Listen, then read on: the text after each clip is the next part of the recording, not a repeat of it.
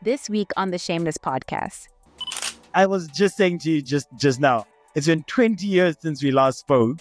Yeah, it's wild. I mean, I think it's probably 23 years, I think, this year. So then my question then is, with the view of self-expression, with the view of authenticity, finding your own voice, how did you manage to navigate that balance between that expectation of, being so academically gifted, being so much at the front line of being exemplary, and then being able to be yourself? I look back now, and the filter through which I process the experience of my sort of school-going days is different now than what it was at the time, right? I think there were times when I would have liked to have been less visible. I would have liked to be able to sort of hide in the middle of the pack and just get on with life. Because I think there was a part of it which was, this is just what's expected of me, and I have to always sort of show up with my 100% A game. And so, I mean, to move from PwC, and obviously for you to be going to lots of different countries, lots of different industries, you had a good thing going. So the idea of then sort of leaving that behind, can you maybe help me rationalize that whole process? Because I mean, that's a bold move. And in Zim, for that matter of fact, like, that is stepping into an unknown. When you talk about Zim, I think one of the things that I want to say about that, I think Zimbabweans the world over, we've had to develop a particular sort of resilience and grit, in this world. And again, there's a certain experience that a Zimbabwean professional is having in South Africa, which has not always been great one, Yes. If it's not, sometimes the hostility is not veiled. Sometimes it's very open hostility. And so trying to figure things out and navigate in that space has presented its own kind of challenge. So it wasn't necessarily a chosen track to leave and get into entrepreneurship. There were certain realities that were coming about on the corporate track, which were sort of stifling progress, if I can put it that way, right? And then one had to sort of make a decision, what's the next step for me? And so when some of these challenges were arising sort of on the corporate track, then my reunion with Oliver then came about in the conversation, and establishment of Kuronga then came into being. It's like, okay, we've got the issues we're facing, but we move, let's do this thing. Let's keep it moving, because we can't sit and mope. I think one of the first awards we won was the Institute of Engineering and Technology in the UK. They have an innovation award, which we won. I think they really liked the application of AI for on-farm grading. That was, I think, the first that we realized, okay, we've actually got something here that people are watching. And I think our proudest moment, as I'm sure you might be aware again, would have been our win in the Milk and Matsepe Agri-Tech prize in 2023. I think that was really our big moment, because that came with a little bit of money. And I think that was also, again, a very big validating moment for the work that we are doing and the impact that we really envisage us to be able to have going forward. So, a lot of my work and my understanding, around vulnerability and shame has been informed by the work of Dr. Brené Brown, very sort of well-known and celebrated. That has formed a lot of my grounding in terms of how I view it, but I've also then had to tap into my own sense and understanding and my own experience, even on this journey. And I think a lot of studies have sort of shown that when people feel safe and seen, they are more loyal, they are more productive, and they're more creative. Sometimes we are afraid to do something. You fear shame. I don't want shame. We're trying to break that burden by sharing stories of courage, resilience, and we want to be able to celebrate your story. Shameless. Hello, wonderful people. My name is Dzikamai Gangaidzo, and I am the host of the Shameless Podcast. And today we're joined with Tendai Chitapi. How are you doing today, Tendai? Hi, Dzikamai. I'm good, thanks. How are you doing, man? I'm doing fantastic. I was just saying to you just now, it's been 20 years since we last spoke, and how crazy this world is that you just one day wake up and there's a guy who you last spoke to 20 years knock on your door saying, hey, do you want to join the podcast? You want to have a chat? Yeah, it's wild. I mean, I think it's 23 years, I think, this year. Yeah. And it's so interesting to reconnect and to see how our journeys, and by our journeys, I mean yours and mine, but also our peers, right? Just yes, how far we've come from, school days. And I'm so proud and inspired by the kind of work that a lot of our peers are doing and the work you're doing. When you guys reached out and said you wanted to have a chat, it was just such a slam dunk sort of, let's do it, let's make it happen. And yeah, how the time flies. So I'm really glad that we've managed to reconnect, and looking forward to our conversation. Yeah, and so what I'm going to do is I'm going to just give a little brief on your bio for those who might not know you. And if I do make a mistake, please correct me. Tell me that's absolutely wrong. But essentially, Tendai Chitapi is a strategic finance professional, agricultural innovator, and entrepreneur specializing in Agri-Tech. And this has been over 2 decades with experience in accounting and corporate financing. You have had significant experience across multiple different industries, including shipping, freight, logistics, supply chain, manufacturing, management consulting, mining, and FMCG.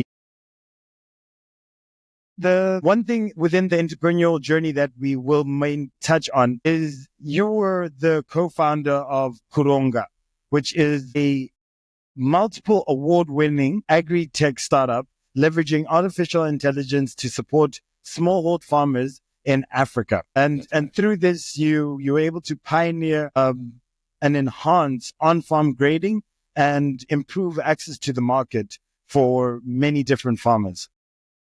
And I would love to touch on that, but I know that you kind of then have now brought forward a new passion, and this passion is within training, facilitating, and vulnerability coaching, equipping organizations, individuals with the tools they need to be able to embrace change and to lead with authenticity. That piece of authenticity, I guess that's probably why you're here, why we're here together. What does that mean to you? I think the corporate journey for me was something that was very almost prescribed in a way, right? And following I think the corporate journey generally follows almost like a very clear kind of guideline as to what a corporate track and a corporate trajectory looks like. And you sort of have to fall within that. I've found that there's not always a lot of room for your own self-expression. And so when you're trying to, and I think caught in the expectations of corporate, there's not always room for your own voice, for authenticity, for, that kind of, vulnerability to sort of shine through. And so entrepreneurship, certainly, I think authenticity for me really is around self-expression and in the most sincere and honest and open way possible, putting yourself out there, letting people see you, and also opening yourself up to really see other people. So that for me is where authenticity, I think, has become a central part in how I sort of show up in my work life.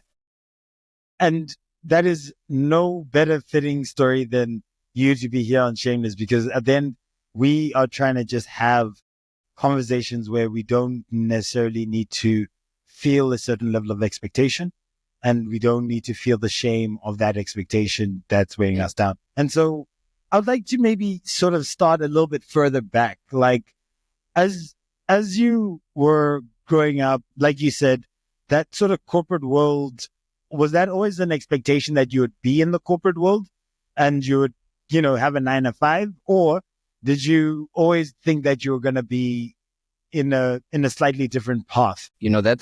That's I think, thank you again for that question and for framing it the way you have.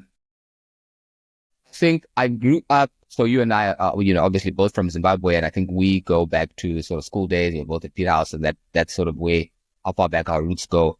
But I think in my own sort of upbringing, I was, what one might call sort of fairly sort of academically gifted and that kind of thing. And with that came a lot of expectation of, you are going to, you're going to do great. You're going to do great. You're going to be the president of the country. You're going to do all these amazing things. People don't realize when you're trying to encourage a child. Yeah. That kind of encouragement and affirmation, but sometimes you realize that looking back, because now, as an adult, you have a different level of emotional maturity, but you don't realize how those kinds of things shape the way you view yourself and what you expect of yourself. And so I think I've always had this sense that I am supposed to do great things and great, that the gifting in terms of academically and just always being top of the class and straight A is supposed to magically give this natural sort of trajectory to success and riches and all that kind of thing. Life really, will kick you in the, way. Yeah. So you get out into the real world. But yeah, I think I did grow up with this almost, I want to call it maybe a bit of pressure. I see it now as pressure. In the moment, it didn't feel like pressure. It just felt like, okay, I'm getting encouragement. I'm getting support. And I didn't really have a sense around an entrepreneurial,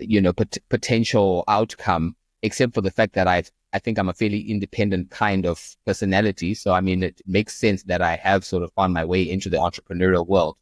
But I think at the time, it wasn't something which was really on my radar that I would ever take an entrepreneurial track. I think it would be, okay, going to do well in school, straight A's, going to find a good career track and sort of climb the ladder, as it were.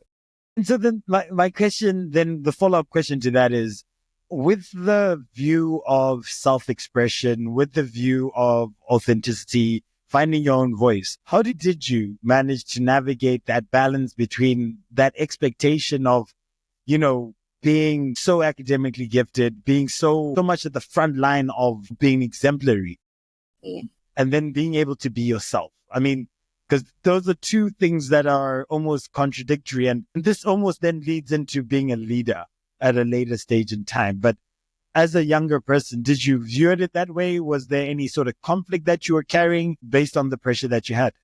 I wouldn't, again, I look back now and the filter through which I process the experience of my sort of school-going days is different now than what it was at the time, right? I never felt that there was something in me that was being held back or sort of suppressed, if I can use that word. I felt like I was just getting on with life. I was just doing what I need to do. Just go, get the marks, get the results, I never had this sense of, okay, maybe I'm meant for something more. Maybe I'm meant for leadership. Maybe these things are going to come in my sort of destiny and my trajectory. I felt pretty much like I was able to express myself. But I think if I'm honest, again, looking back, I think there were times when I would have liked to have been less visible. I would have liked to be able to sort of hide in the middle of the pack and just get on with life, because I think there was a part of it which was, this is just what's expected of me, and I have to always sort of show up with my 100% A game. Yeah, so I think that is something which, again, looking back, I see that it might have been something that I was having to sort of process at the time. And so if you were to then say, pick two memories that maybe have shaped the person you are today, right? So you refer to sort of looking back, right? And you go, I look back and I see it had an impact on how I am today. But if you had to choose one or even two memories of like a story or anything where you go, you know what, these two events or one event really shaped the way that I see myself, the way that I work through issues, or how hard or easy it is for you to be vulnerable. Is there an example that you would be able to share? Sure, Dzikamai, going deep. No, look, I have to. We're here to have a vulnerable discussion. Absolutely. I have to say, because I've had sort of more recently started to think about it, there are some moments that have come up I think repeatedly that I now realize did shape a lot of my self-perception, my worldview, and how I've sort of shown up, and in some instances how that has affected my decision making, not always for the better. So I think my background, my upbringing, was not sort of a very privileged upbringing. I was raised by my mom, a single mom. I mean, my dad was not sort of an absent father. My parents sort of separated when I was still quite small. And I grew up primarily with my mom. And I mean, she really did the very best to give me the very best.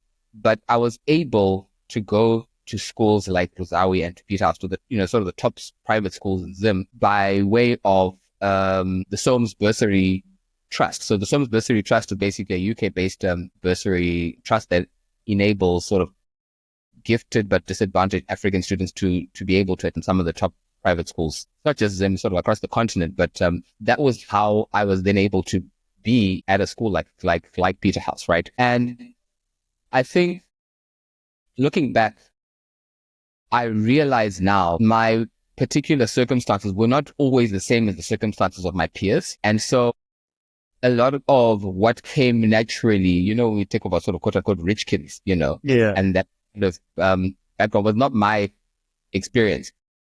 And my parents, and my mom in particular, really went out of her way to make sure that I didn't feel that difference, if you get what I'm saying. Yeah. She tried her very best with her resources, and I really admire and commend her, my mom, for this every day. That she went out of her way to help me to fit in and not feel like another. But there was a moment, it would have been around about the time we're doing our sort of O levels, and I think I got my term card, my report card, and I think there had just been this sense, even amongst my peers, that, again, Tendai, top of the class, blah, blah, blah. And I was sharing, one of my friends, he just happened to glimpse my card, and again, one of the quote unquote rich kids. And he was like, if I were to bring these results home, I would get, a new car, as a gift. And I was just like, say what? What do you mean? It was a moment for me which was very sort of illuminating. I was like, people have got very different sort of worldviews, very different. We're coming from very different places, because this is just what's expected of me. No one is going to try and give me any kind of very sort of ostentatious kind of gift because I came home with straight A's. That's just what's expected of me. And I think at that point I think that was one of the points where a bit of a fracture happened, just in my perspective. I was like, is there something, like, is the world holding out on me somehow? Do you get what I'm saying? Like, no, what do you mean? How did that become a fracture?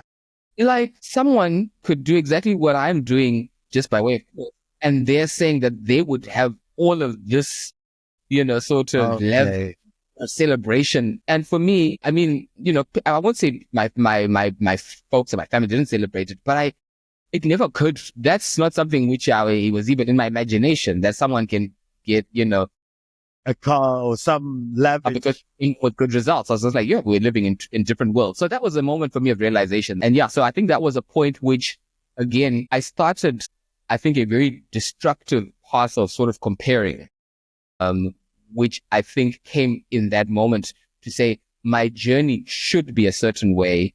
And so when it went a different way, I took it very personally. Okay.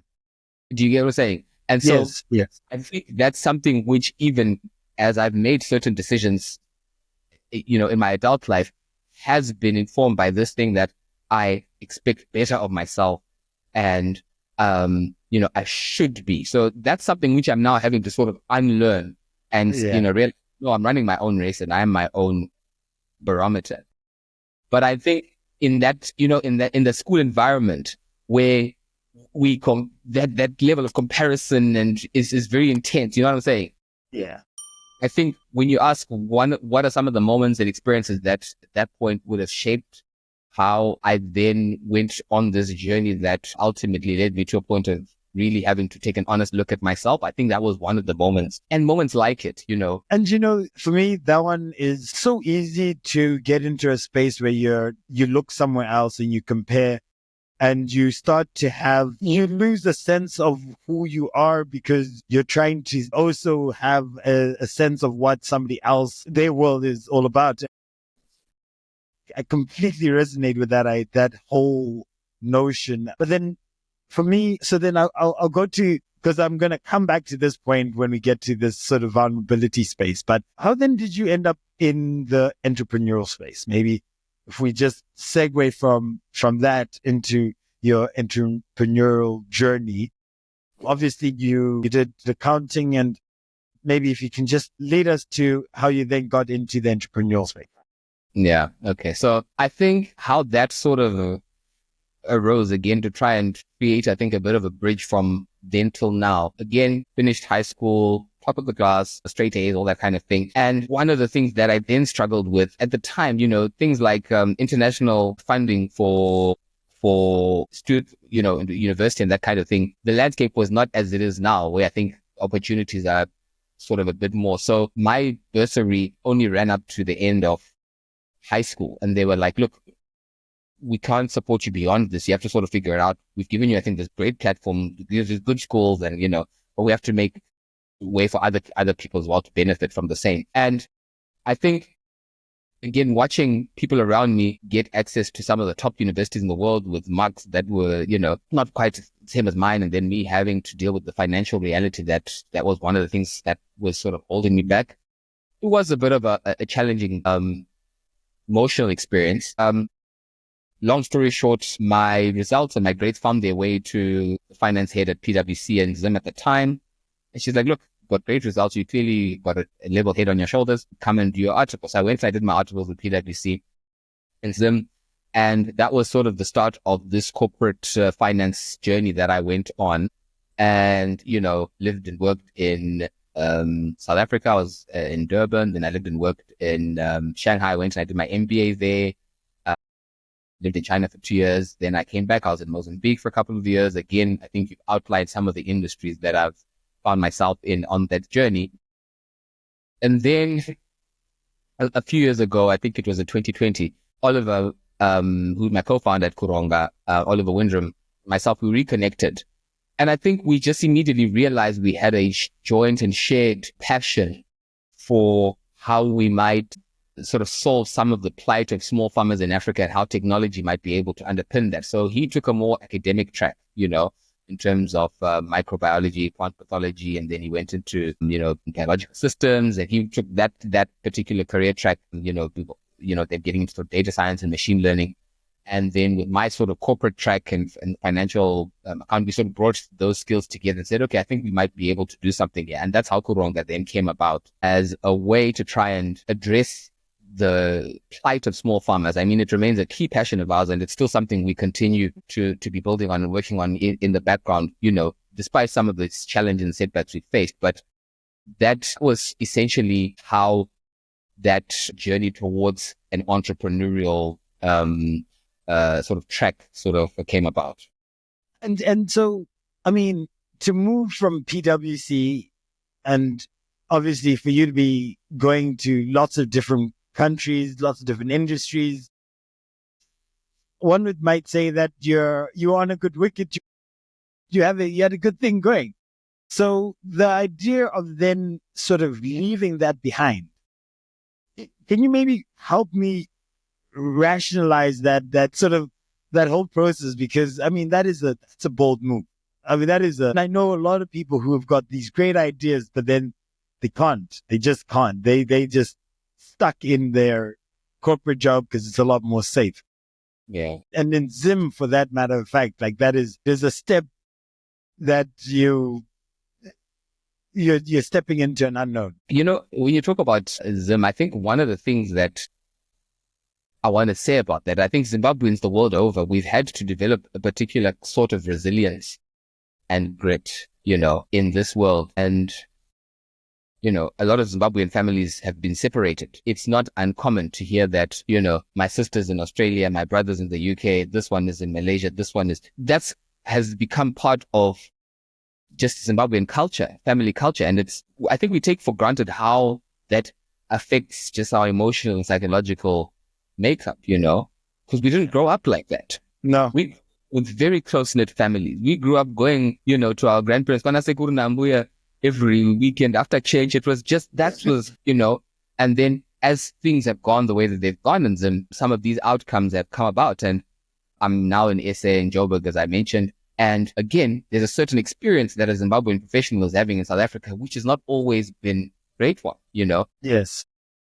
If it's not, sometimes the hostility is not veiled. Sometimes it's very open hostility. And so trying to figure things out and navigate in that space has presented its own kind of challenge. So, whether it's trying to get work and trying to then, get into the labor market and then compete in the labor market, again, being what it is. And then those are some of the things that sometimes, again, it wasn't necessarily a chosen track to leave and get into entrepreneurship. There were certain realities that were coming about on the corporate track, which were sort of stifling progress, if I can put it that way, right? And then one had to sort of make a decision, what's the next step for me? And so when some of these challenges were arising sort of on the corporate track, then my reunion with Oliver then came about in the conversation, and establishment of Kuronga then came into being. It's like, okay, we've got the issues we're facing, but we move, let's do this thing. Let's keep it moving, because we can't sit and mope. We have to, keep moving. So that was really how that pivot sort of came about. And I love that.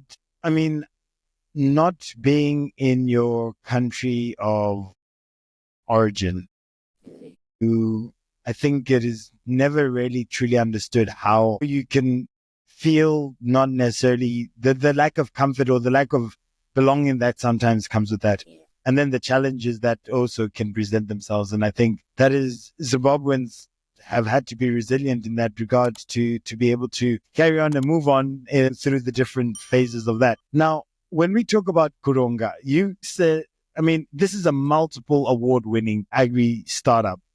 Did you give me a little sneak peek into what awards did you win? How exciting and how fun was that? One highlight of this journey that you went on as you built this startup. Yeah, so it was so interesting. Again, the timing of the launching of Kuronga also coincided with sort of COVID hitting, right? Yes.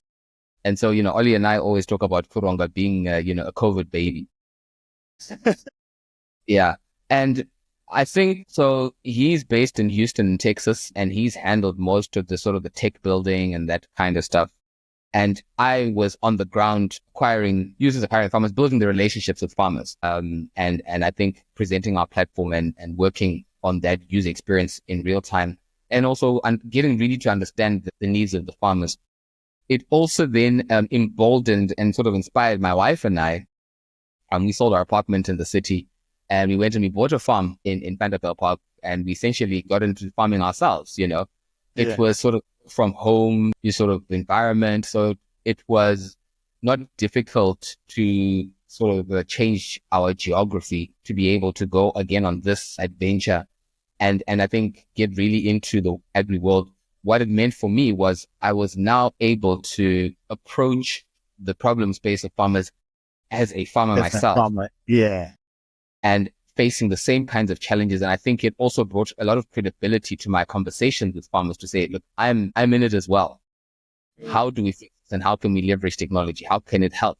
And we went through a very iterative process, just like any startup, right? We initially thought that the big problem that farmers faced was one of transport. So last mile logistics, like actually getting product to market. So we built an Uber-like, scheduled delivery platform. And that was what Kuronga was, So Kuronga, again, for your audience, is a Shona word, which means to sort of organize, to problem solve. That's how the name came about, right?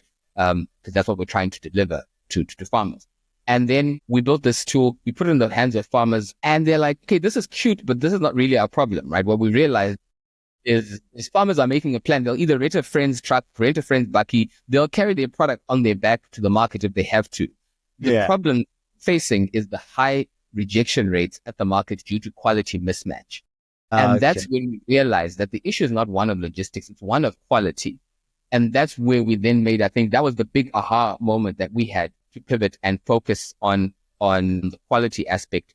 And we then were of the view that this was a problem, and are still of the view that this is a problem that AI can be used to solve by enabling, simple sort of machine learning and computer vision. A farmer can take a photo of their product, get a grade, and then be directed to the right market. So essentially, one of our sort of second big insight was that there's buyers for the different grades of product, of fresh produce. Farmers only think they can sell their best stuff, right? Yeah. But everybody doesn't need a perfectly round red tomato. I mean, in South Africa, it would be Woolworths. They want perfect produce. But if you think of feeding schemes, if you think of, correctional services, prisons, if you think of NGOs, if you think of food processors, there's so many different categories of buyers who don't necessarily focus on the aesthetics of the product. As long as it's safely and nutritiously grown, you can find a buyer. And so helping farmers to understand that then translates to and being able to perform that grading and improve their grading at the farm gate so that they don't mix the good apples with the bad apples and then get either a rejection or very low price offered at the market. They are able to classify and properly grade their product and take the right product to the right market. The right person. Be able to, increase their own income in terms of selling more of what they produce, and fundamentally have a major impact on food waste. Because that was the other downstream impact that we realized, that these high rejections of small farmers then leads to this absolutely criminal and devastating levels of food waste. So those were sort of the iterative insights that we gained as we went on the Kuronga journey. Leadership isn't just about making decisions. It's about adapting, inspiring, and leading with confidence in a fast-changing world. At Transformation Leader, we equip you with the skills to master self-awareness, emotional intelligence, and resilience. Lead high-performing teams, navigate workplace dynamics, and drive real impact in your career and business. The future belongs to those who embrace change, future-proof your leadership, and take control of your success. Start your journey today. Sign up now at t4leader.com and become the leader the future demands.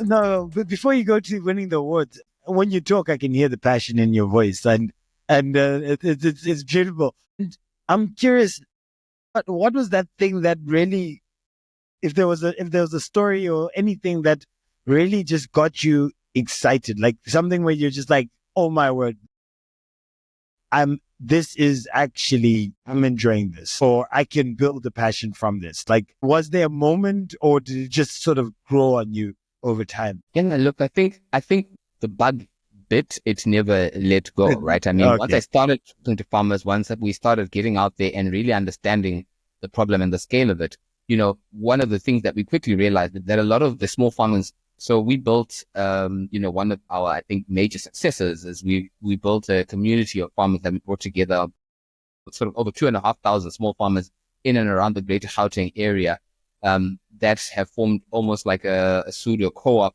that still is running to this day. It's run mainly digitally, platforms like WhatsApp and this and that and the other thing. But like, that was something that we partnered with some of the farmers that we were engaging with, and we realized a lot of farmers were operating in silos, right? And dealing with these challenges alone, because farming, especially as a small farmer, can be a very lonely journey, like any sort of form of entrepreneurship, can be a very lonely journey. And again, I think that was one of the things that we realized, that just the sense of community is such an important value add to a farmer's journey, to be able to say, ish, guys, it hailed on my farm last night and I've lost this crop. And for everybody to understand and have that solidarity, or to say, guys, I've got an amazing crop. I took it to market and I got a really, really great price, and to celebrate together, just that togetherness is something I think which we are very proud to have been able to bring about for the farmers that we've worked with. Like, the moment we realized that, hang on, there's an opportunity here beyond what we're trying to do in terms of Kuronga and the solution. There's an opportunity here to bring farmers together to share their knowledge and share their experiences. And so that was a moment that also was very exciting for us, because that also then caught fire, and a lot of farmers just, again, yes, we need this. Thank you for sort of bringing it to us and helping us to just have a place to connect in that way. Nah, that's fully understand that. And so you before I interrupted you, about to tell me about your award winning and multiple award winning. You're going to say something on that front. Yeah, again, we never set out, to win awards. Obviously, we set out to make an impact, and we, that's still what drives us on this journey. But it was so, I think, validating, because again, it was COVID. So we were not always able to get the kind of real world feedback as frequently as we might have liked, because sometimes they were locked down, sometimes they were this. I mean, there were times when I'd be able to go and do farm visits regularly. There were times when we'd be stuck at home and having to do the user feedback and development sort of remotely. And so for us to be able to tell our story in multiple platforms and to get recognition, I think one of the first awards we won was the Institute of Engineering and Technology in the UK.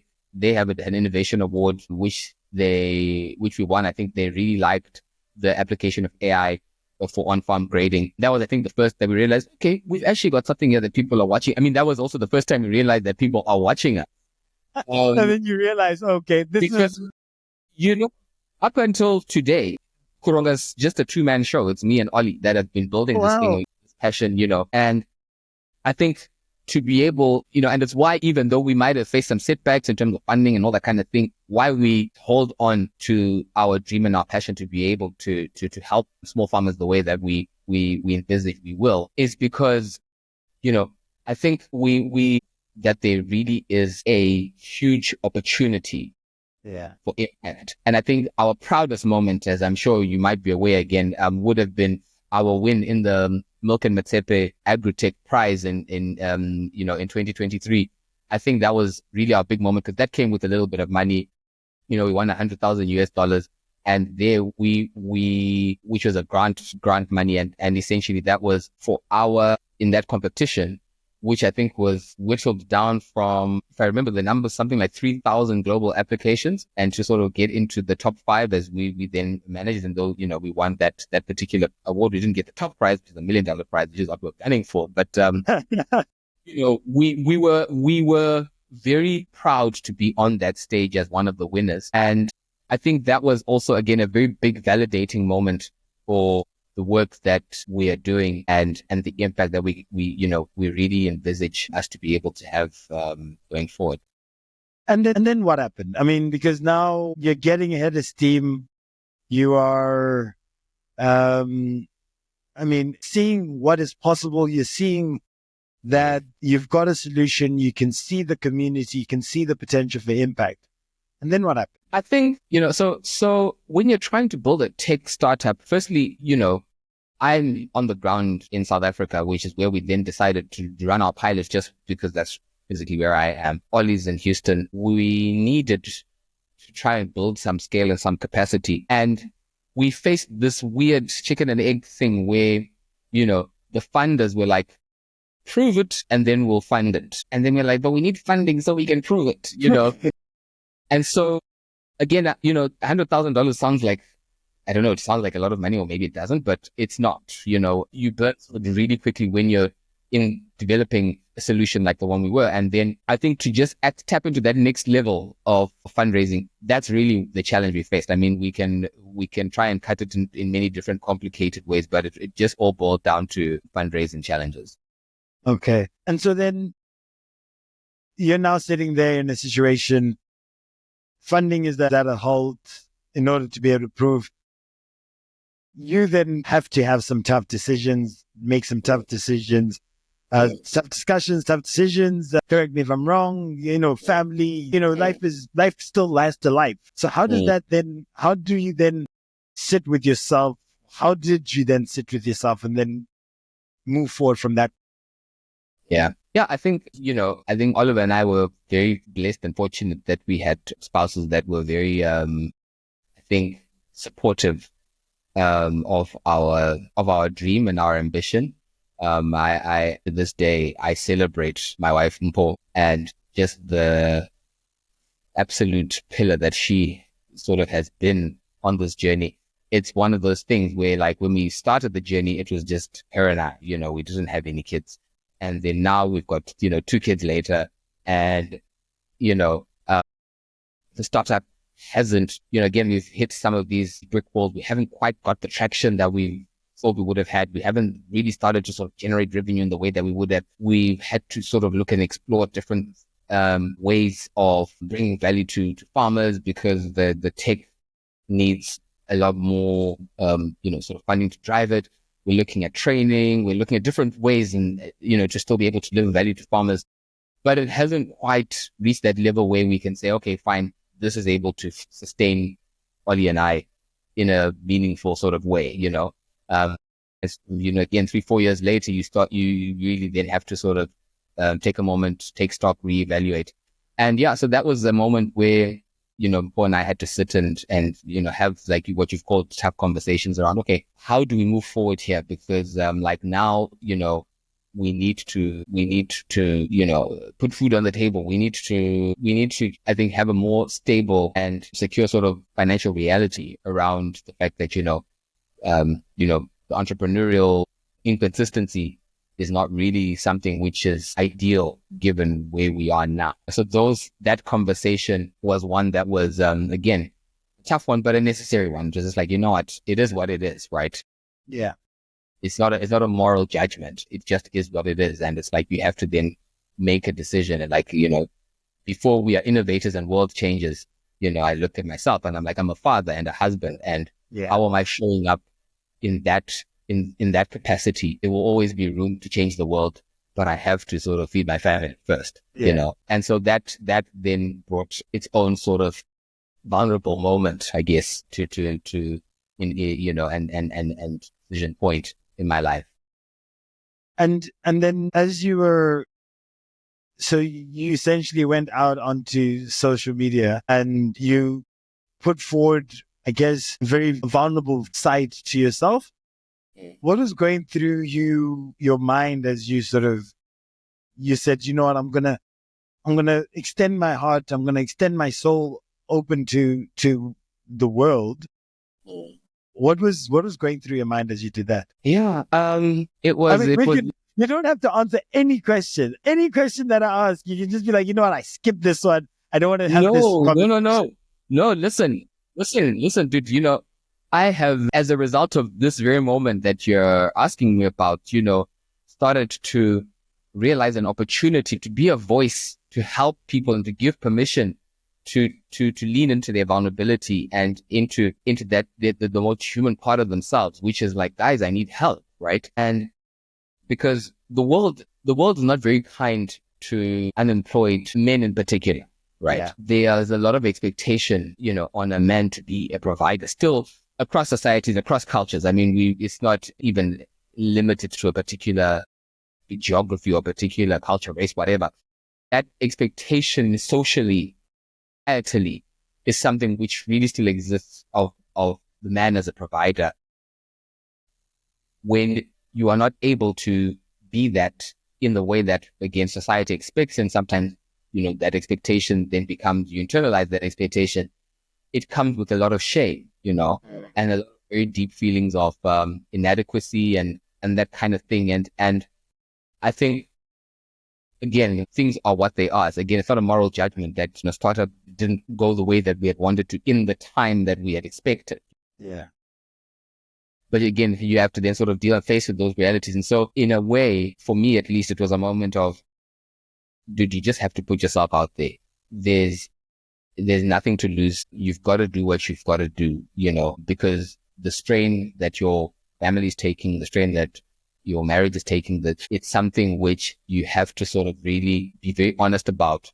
How I have to, I think, be practical rather than be driven by emotions and my passions. And so, so I took a moment and I took a decision that I'm going to just share my story on LinkedIn and other social media platforms. And I shared it. And the thing is, part of why that was also a very vulnerable moment is because a lot of people, again, in that professional kind of community had been cheering us on entrepreneurially and following and seeing the success and being, and then to have to come back and say, ish, guys, you know what? It hasn't quite worked out. We're having to sort of rethink and take a pause and, just to scale back a little bit and help. I need a job, I need to feed my family, can you help?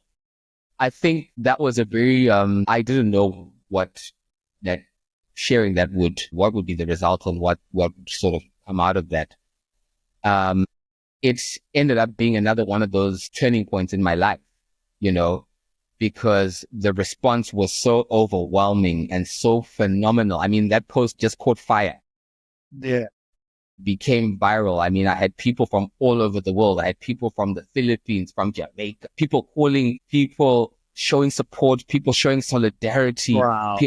Like, you know what? We don't see this kind of vulnerability on this platform, because I realize and I've seen that in this world of social media and these digital profiles, we've gotten so good at what I call the performance of perfection, right? Yes. Just post our promotions. I got this bonus on LinkedIn, my company got funded. On Instagram, we talk about, I'm traveling here next week. I'm going to be traveling there and my family is this and this and this.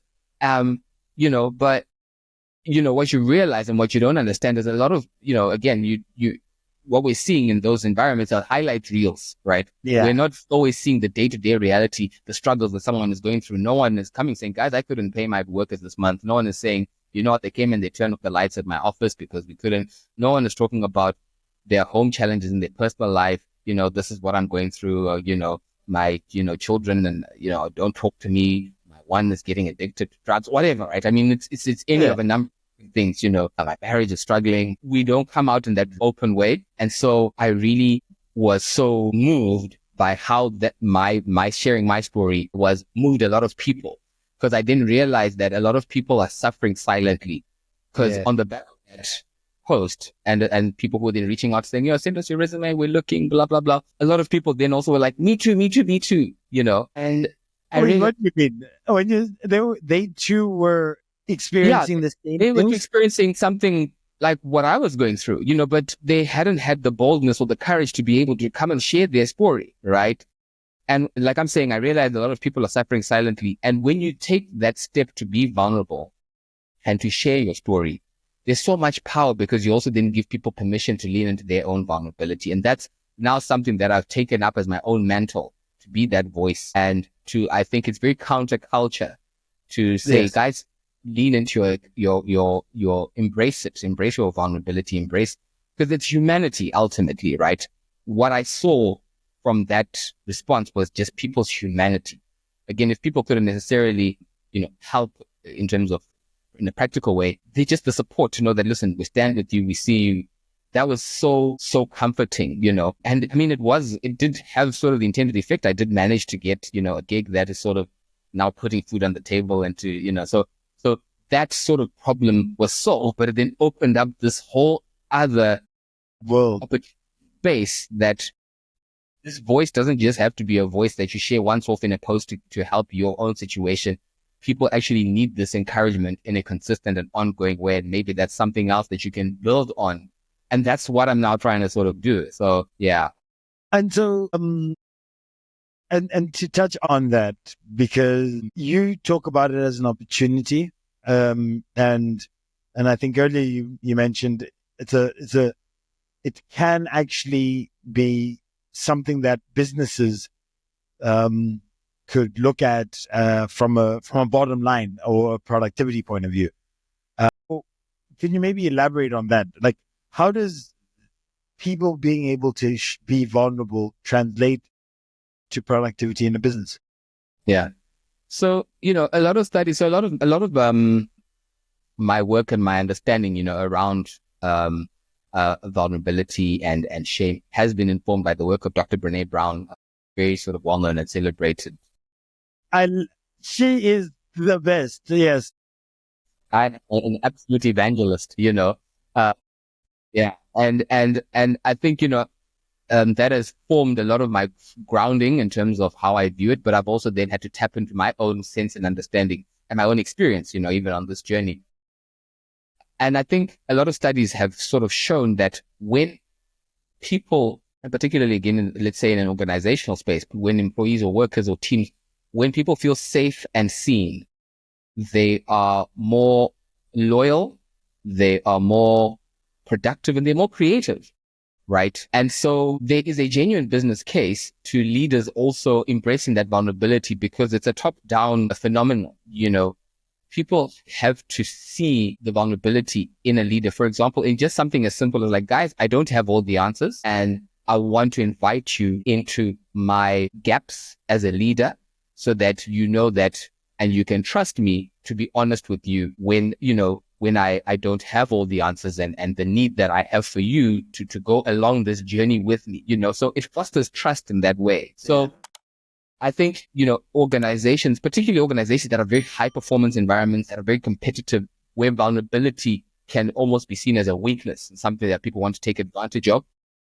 You almost then want to come in and say, actually embrace vulnerability as a superpower, because it fosters closer connections, more meaningful connections. So internally within the organizations, people in the organization. But beyond that, it also, as a company, as a brand, as a team, at that level, your vulnerability as a brand, even to your customers and your consumers, helps you to connect more meaningfully with them. Yeah. So when, for example, you make a mistake, you drop the ball and say, guys, we really dropped the ball here, and for people to be able to see that. And I think you gain and strengthen the trust between your brand and the people that you're aiming to serve. Just the fact that no one has all the answers and no one has it perfectly figured out is something which is difficult for people to say individually and as organizations. And I think allowing and inviting and giving the permission to do that, again, fosters, I think, much more meaningful connections. And, that is, for me, I resonate with that. And I actually so as much as from a leader's point of view, sometimes I had somebody in my team and I couldn't get them to perform. And in the end, what happened was that they were actually screaming out to me because they wanted to be heard and felt and understood. Yeah. And the moment that I was able to get through and see the humanity within that calling of an individual, did I then able to connect and then be able to get the most out of an individual. And so sometimes you can't choose the team that you have, or you can't throw away people, but it's about unlocking that potential that lies within others. And that key of vulnerability and humanity and empathy, that ability to look at someone and then be able to reflect and have them feel seen or heard. I mean, that is the beauty of what you just talked about. And I so wholeheartedly resonate with that. So what next? This journey of yours, sort of, how does it build from here? Yeah. I think I want to just say that it's so easy for us, again, to sort of just cement the business case, that to focus on KPIs and quarterly deliverables, forecasts and projections and numbers, and in the media world, engagement and click rate and all these things. But behind all those numbers are human beings. We are all connecting person to person, human to human. I'm realizing more and more that is the way I think my value really lies in helping us to realize that more than anything, we need to relearn almost how to connect human to human, because we have been conditioned into this very, very rat race kind of corporate, very sort of cold-hearted, cold-shouldered, very self-protective, very, very distant from one another. We've become, the humanity has been eroded in many ways. It's just the way the world has developed again. And the very tools which are supposed to connect us in terms of these devices and these platforms have then also served to separate us and create very superficial connections and understandings. And it's like, okay, let's cut through all of that and let's just get back to the basics of what it is to be human and to connect at that level. Because as you just outlined, when you connect with someone, you can get the best out of it. People just want to feel safe and seen. That is what we all want. In our personal relationships, in our professional relationships, I think that's where the value is unlocked. And, what this journey then has also sort of unlocked for me is that, I think it's always been something I've seen it with the farmers, the success of being able to connect and bring people together, that I can connect with people. And I think as I build on this message and this particular toolkit around what embracing vulnerability and humanity looks like, I think that's something that I want to sort of lean into quite strongly and be able to bring that particular message to individuals, to leaders, to teams, to organizations, where I think the creation of and fostering and strengthening of that human to human connection is something that is valued. I want to be able to step in there and be able to facilitate that. Now, look, I wish you nothing but the best. It's absolutely been a pleasure. And what I'm going to do actually is I have to end this episode with a quote for the actual episode. For me, the quote of the day, and it just so happens to be a Brene Brown quote, just my luck, is vulnerability is not a weakness. It's our greatest measure of courage. And for me, the reason why this resonated so much to me is that as I listen to your journey, as I listen to your story, there's a lot of courage that has shone through your ability to be vulnerable. And so even as you talk about your mother being supportive through your journey in school, your bursary, you not feeling like you are an other.